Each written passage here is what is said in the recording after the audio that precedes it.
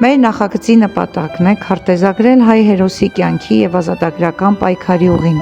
ներկայացնելով Միսակ Մանուշյանի անձնազոհ գործունեությունը, սկսած հայրենիքից մինչև Ֆրանսիա, Եվրոպայի ազատագրության պայքարի գործում ունեցած նրա դերը և ներդրումը։ Բոլոր ժողովուրդներն ունեն հերոսներ, որոնց օրինակով դաստիարակվում են նոր սերունդներ։ Միսակ Մանուշյանը, հայ բանվոր, բանաստեղծ և ֆրանսիական դիմադրական շարժման հերոս, իր կյանքը նվիրեց ազատությանը։ Մեր նախագիծը կոչվում է «Միսակ Մանուշյանի կյանքը և պայքարը» քարտեզագրում իրական հերոսի ուղին, և մենք փորձել ենք նրա ճանապարհը ներկայացնել աշխարհացույցի վրա կյանքը և պայքարի հիմնական կետերով։ Կատարեցինք քարտեզագրական աշխատանք։ Նախ մենք ուսումնասիրեցինք Մանուշյանի կենսագրությունը, նշեցինք այն քաղաքները, որոնք կապված են նրա կյանքի հետ՝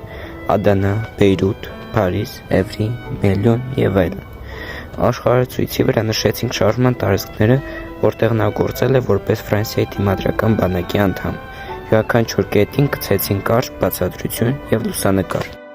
Միսակ Մանուշյանը ծնվել է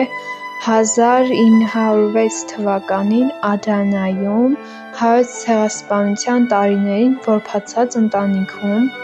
Նա կրթություն է ստացել Բեյրութում, ապա տեղափոխվել Ֆրանսիա աշխատանք գտնելու և սովորելու համար։ Ֆրանսիայում նա միանում է կոմունիստական շարժմանը և դառնում է ֆաշիզմի դեմ պայքարի առաջնամարտիկներից մեկը։ Պայքարի փուլեր։ Մանուշյանը ղեկավարում էր Ֆրանսիայի դիմադրական շարժման արտասահմանյան խմբերը։ Նրա գլխավորությամբ պայքարում էին տարբեր ազգերի ներկայացուցիչներ՝ հայեր, հրեաներ, իտալացիներ, իսպանիացիներ։ Նրանք իրականացրել են ավելի քան 30 ռազմագործություն, ազատագրելով բանտարկյալների և պայթեցնելով թշնամու ռազմական օբյեկտներ։ Գերեվարություն և նահատակություն։ 1943 թվականի նոյեմբերին Մանուշյանն ու իր մարտական ընկերները ձերբակալվեցին։ Նրանց դատապարտեցին մահապատժի և գնդակահարեցին 1944 թվականի փետրվարի 21-ին։ Ֆրանսիական ժողովուրդը նրան հիշում է որպես ազատության նահատակ, իսկ հայ ժողովուրդը որպես հերոսական արժանապատվության խորհրդանիշ։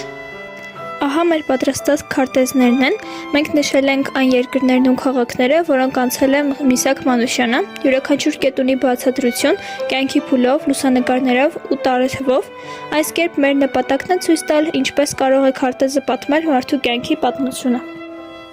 Մեր կատարած հետազոտության շնորհիվ ունեցանք հետևյալ վերջնարդյունքը։ Մեր աշխատանքի արդյունքում մենք ուսումնասիրեցինք Մանուշյանի կենսագրությունը և պայքարը, ստեղծեցինք քարտեզագրական պատկերը հերոսի անցած ուղով, տեսականորեն և վիզուալ ցույց տվեցինք նրա ներդրումը համամարտկային ազատության պայքարում,